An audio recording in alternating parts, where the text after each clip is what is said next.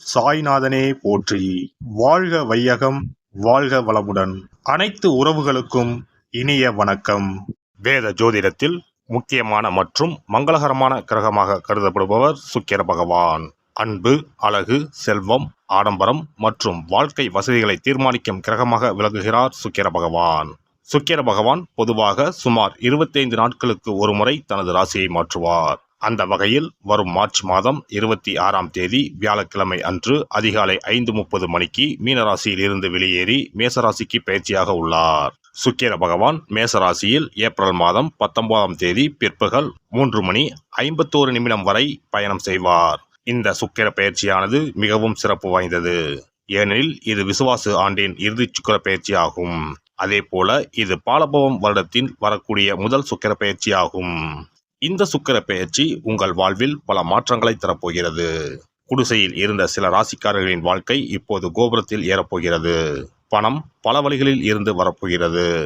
இதுவரை இருந்து வந்த உடல் உபாதைகள் படிப்படியாக குறையப் போகிறது. பட்ட கடனை அடைக்க புது வழிகள் பிறக்கும்.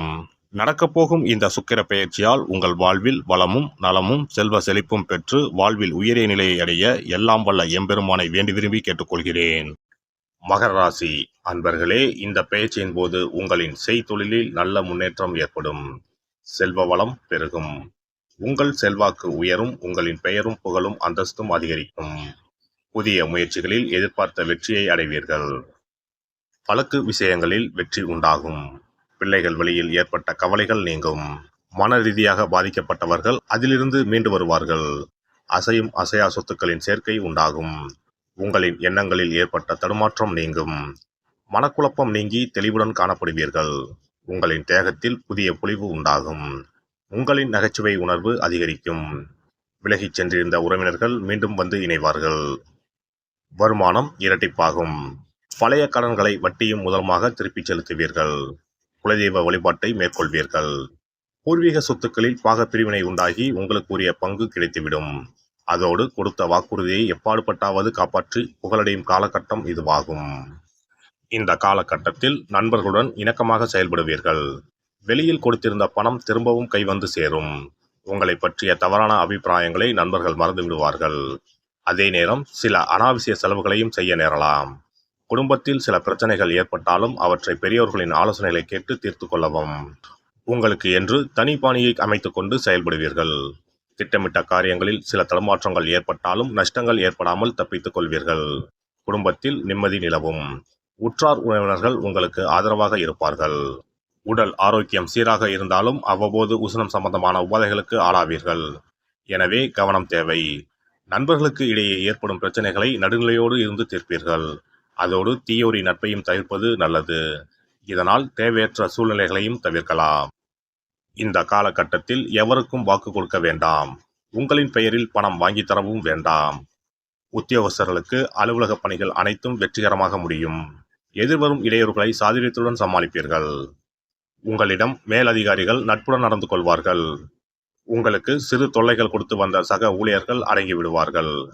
பண வரவிற்கு எந்த குறைவும் இருக்காது. வியாபாரிகளுக்கு கொடுக்கல் வாங்கல் விஷயங்கள் சீராக இருந்தாலும் கூடுதல் அக்கறையோடு வியாபாரம் செய்யவும். சில நேரங்களில் கடும் போட்டிகளை சந்திக்க நேரிடும். இதனால் மறைமுக எதிர்ப்புகளையும் சமாளிக்க வேண்டி வரும். எதிலும் விழிப்புடன் இருப்பது நல்லது. நன்கு ஆலோசித்த பிறகே புதிய முதலீடுகளை செய்யவும். கால்நடைகளால் நன்மைகள் உண்டாகும். புதிய குத்தகைகளை நாடி செல்ல வேண்டாம். நெல் விளைச்சல் சாதகமாக இருக்கும். அரசியல்வாதிகள் தொண்டர்களின் ஆதரவுடன் செயற்கரிய செயல்களை செய்வீர்கள். பெண்மணிகளுக்கு கணவிடம் அன்பு பாசம் அதிகரிக்கும். உறவினர்கள் உங்களை அனுசரித்து நடந்து கொள்வார்கள். புதிய ஆடை அணிகலன்களை வாங்கி மகிழ்வீர்கள். மனதிற்கு இனிய செய்திகளை கேட்பீர்கள். மாணவ மணிகள் கல்வியிலும் உள்ளரங்க விளையாட்டிலும் நன்கு தேர்ச்சி பெறுவீர்கள். மேலும் அதிக மதிப்பெண்களை பெற போதிய பயிற்சி தேவை. நட்சத்திர பலன்கள். உத்திராடம் 2, 3, 4 பாதங்கள். வேலை இல்லாமல் இருப்பவர்கள் குறைந்த முதலீட்டில் புதிய தொழில் தொடங்குவதற்கு ஏற்ற காலகட்டம் இதுவாகும். பணத்தை விட அதிக உழைப்பின் மூலம் செய்யும் தொழில் அதிக வருவாய் கிடைக்கும். திருவோணம் நட்சத்திரம். தீவிர முயற்சியின் பேரிலேயே அரசிடமிருந்து கோரிக்கைகள் நிறைவேறும். புதிய ஒப்பந்தங்களால் பொருளாதார லாபம் கிடைக்கும். எதிர்பார்த்திருந்த வெற்றி வாய்ப்பு கிடைக்கும். அவிட்டம் 1, 2 பாதங்கள். பாராட்டுகளும் விருதுகளும் கிடைக்கும். தொழிலில் சிறப்படைய மிகுந்த முயற்சி தேவை. வழக்கு விவகாரங்கள் சாதகமாக அமையும். கைவிட்டு போன சொத்துக்கள் மீண்டும் வந்து சேரும். சனிக்கிழமை தோறும் அருகில் இருக்கும் சிவன் கோவிலுக்கு சென்று பைரவரை வணங்கி வரவும். முடிந்தால் மிளகு விளக்கு போடவும். சனிக்கிழமை தோறும் பெருமாள் கோவிலில் இருக்கும் தாயாருக்கு மல்லிகைப்பூவை அர்ப்பணித்து 3 முறை வலம் வரவும். உங்களுக்கு பொன்னான காலம் கனிந்து வரும். ஒரு முறையாவது குலதெய்வத்தையும் இஷ்ட தெய்வத்தையும் ஒரே நாளில் சென்று தரிசித்து வாருங்கள்.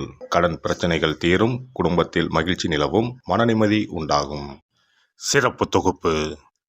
இனி சுக்கிர பகவானின் அருளை முழுமையாக பெற வெள்ளிக்கிழமையில் செய்ய வேண்டிய வழிபாடு என்ன என்பதனை பற்றி காண்போம். வெள்ளிக்கிழமை என்பது தெய்வ வழிபாட்டிற்கு உரிய நாளாகும்.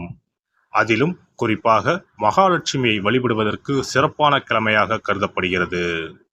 நமக்கு செல்வத்தை வாரி வழங்கக்கூடிய மகாலட்சுமி தேவியும் குபேரனும் நம்முடைய பூர்வ ஜென்ம கர்ம வினைக்கு ஏற்ப பலாபலன்களை கொடுக்கிறார்கள்.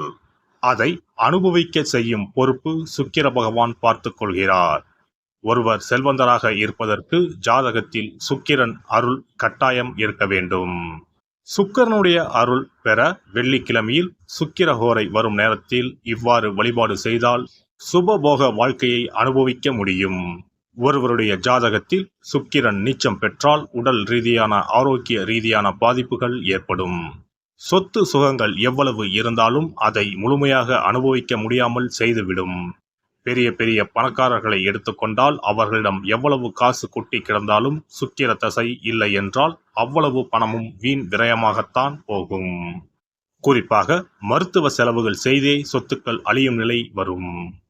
இதற்கு சுக்கிர பகவானுடைய வழிபாடு நல்ல ஒரு பலனை கொடுக்கும். சுக்கிர பகவானுக்கு வெள்ளிக்கிழமை என்பது உரிய தினமாகும். சுக்கிரன் அருள் பெற வீட்டில் வெள்ளி பொருட்களை பயன்படுத்துவது நலமாகும். வெள்ளியில் சுக்கிரன் வசிப்பதாக ஐதீகம் உள்ளது. வெள்ளி பொருட்கள் கொண்டு பூஜை செய்தால் சகல சௌபாக்கியங்களும் உண்டாகும். சுக்கிர வழிபாடு செய்ய நினைப்பவர்கள் காலை 6 மணி முதல் 7 மணி வரையிலான காலம் சுக்கிரஹோரை ஆகும். அதனை தவறவிட்டால் மதியம் 1 மணி முதல் 2 மணி வரை சுக்கிரஹோரை நிகழ்கின்றது. அதையும் தவறவிட்டால் இரவு 8 மணி முதல் 9 மணி வரையிலான சுக்கிரஹோரை நேரத்தில் வழிபாடுகள் செய்து பயன்பெறலாம். இவற்றில் காலை 6 மணி முதல் 7 மணி வரையிலான முதல் சுக்கிரஹோரையில் சுக்கிர வழிபாடு செய்வது சிறப்பான பலன்களை கொடுக்கும். காலை முதல் மாலை வரை உபவாசம் இருந்து சுக்கிர பகவானுக்கு உரிய காயத்ரி மந்திரத்தை உச்சரித்து கல்கண்டு சேர்த்த சர்க்கரை பொங்கலை நைவேத்தியம் படைத்து வெள்ளை நிற பூக்களால் அர்ச்சனை செய்ய வேண்டும். சுக்கிர தசை நடப்பவர்களும் சுக்கிரன் நீச்சம் பெற்ற ஜாதகக்காரர்களும் இந்த வழிபாடு செய்வது சிறப்பான பலன்களை கொடுக்கும். சுக்கிர தசை நடக்கும் பொழுது சுக்கிர வழிபாடு செய்து வர வருமானத்தை சுகமான வாழ்க்கை வாழ்வதற்கு உரிய வகையில் பயணிக்க செய்யும். வீடு நிலம் வாங்குவது, ஆடம்பர பொருட்கள் சொத்துக்கள் போன்றவற்றை வாங்க வைக்கும்.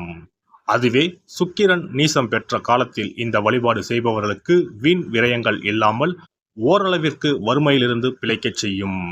வெள்ளிக்கிழமையில் நவக்கிரக கோவிலுக்கு சென்று சுக்கிர பகவானுக்கு வெள்ளை வஸ்திரம் சாற்றி வழிபாடு செய்யலாம். வெள்ளை நிற நைவேத்தியங்கள் தயார் செய்து கோவிலில் வரும் பக்தர்களுக்கு தானம் செய்யலாம். இவ்வாறு செய்து வர சுக்கிரனின் முழு அருளும் கிடைக்கப் பெற்று வாழ்வில் உயரிய நிலையை அடைவீர்கள். எல்லாம் வல்ல இறையருளால் நீங்களும் உங்கள் அன்பு குடும்பமும் உடல் நலம், நீலாயுள், நிறை செல்வம், உயர் புகழ், மெய்ஞானம் ஓங்கி வாழ்க வளமுடன். இந்த வீடியோ பதிவு உங்களுக்கு பிடித்திருந்தால் லைக் பண்ணுங்க, கமெண்ட் பண்ணுங்க, ஷேர் பண்ணுங்க, மறக்காம சப்ஸ்கிரைப் பண்ணுங்க, பக்கத்துல இருக்கிற பெல் பட்டனை கிளிக் பண்ணுங்க. நன்றி, வணக்கம். ஓம் நமச்சிவாய, சிவாய நம.